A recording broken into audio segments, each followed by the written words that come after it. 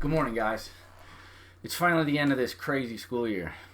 And I know it didn't go as you thought it would, and you may or may not be a better person after it. But I do want to say thank you to those of you who worked hard and did everything you were supposed to do and needed to do and stayed on top of all this work from your 7 classes.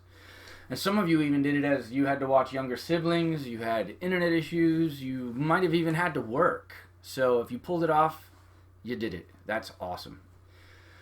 And thank you to whom this applies. You may not know it yet and may not see it later, but you've made yourself a better person. You're more reliant now, and it will benefit you later on in life. You've gained an independence. Now stay around, because I have more to tell you at the end. But now on to the others. If you're failing my class, surely you must have hardships at home. Things that just held you back from finishing a participatory class. You must have problems because this was the easiest class I could have ever made for you. I was extremely empathetic in how I did this class. Here's a video. Either give me some words or a question. That's it.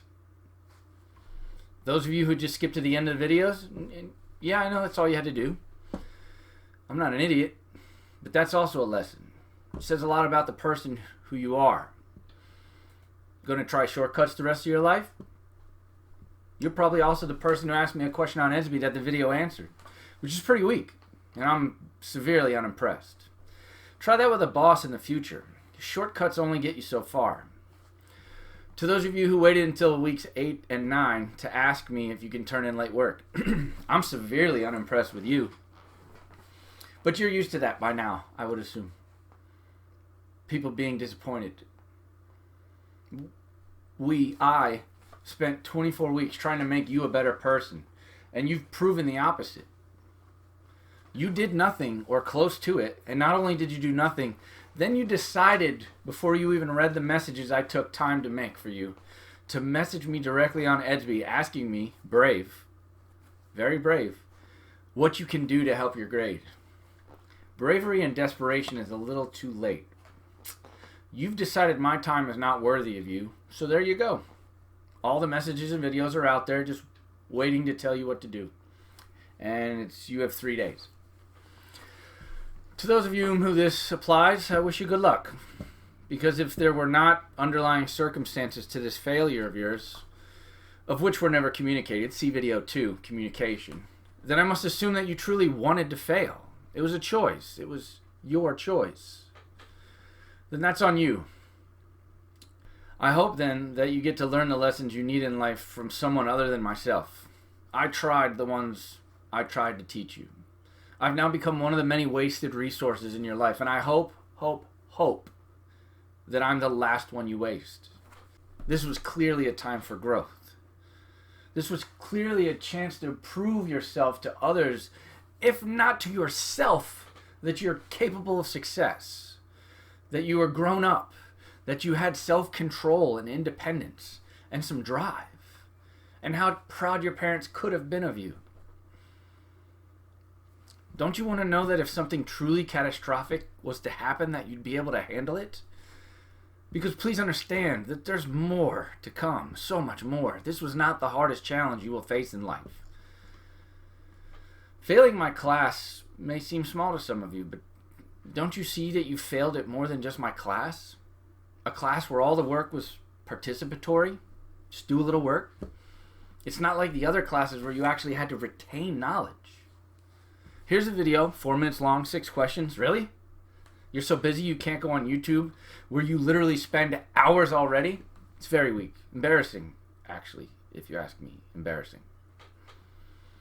Some of you did nothing at first and then realized, decided is probably a better word, that it was time to get moving. That is great.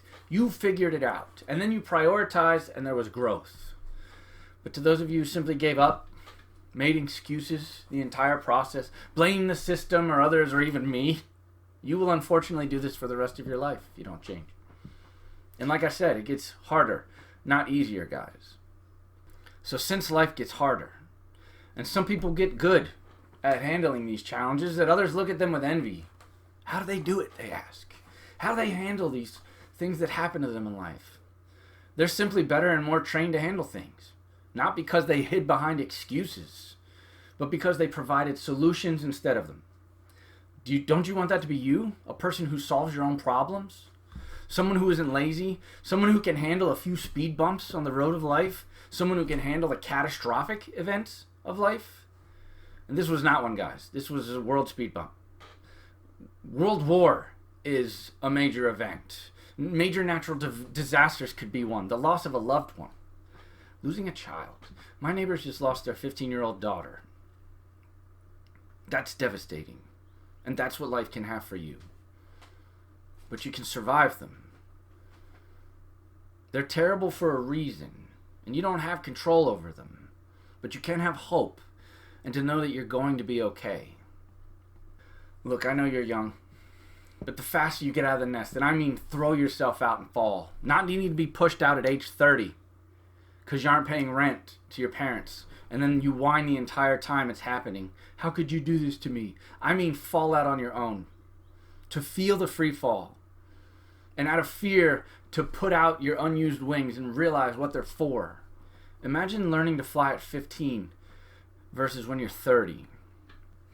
Those people at 30 are pushed out. They're flailing. And with every flap of their wings, it's a flap like their entire life depends on it.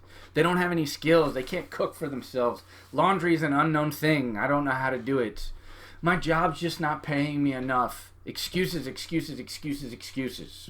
And you'll find out all you do is whine to your friends. While all of those who learn how to fly sooner are above you, doing flips, seemingly coasting on those thermals. And they're looking down on you with secret pity and sympathy. And you know it. You know they are. Guys, literally every Disney movie's about this. Were you just liking the music? It's about growth. It's about growing up. When do you plan on growing up? I mean, really. And unfortunately, the people who need to watch this video won't.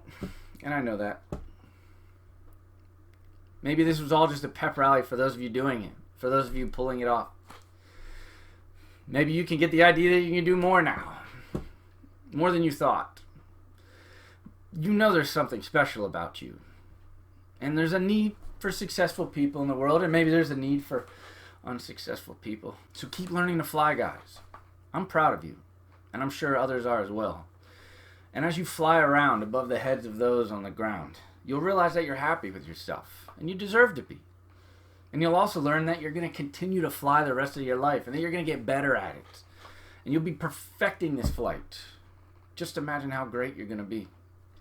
Have a great summer, everybody. And I hope I get to see some of you again. But most of you are magnet. And your parents are going to be deciding soon just how that's all going to go down with the district. Riding all these crowded buses and stuff like that. I have no idea what's going to happen. I'm just, you know me, I look to the future. I wish you all the best, even if I don't see or hear from you again. All of you. And it's nice to know that some of you won't need well wishes. You have something that actually exists, that's tangible. You've got pride and drive. Keep pushing, guys. Have a good summer.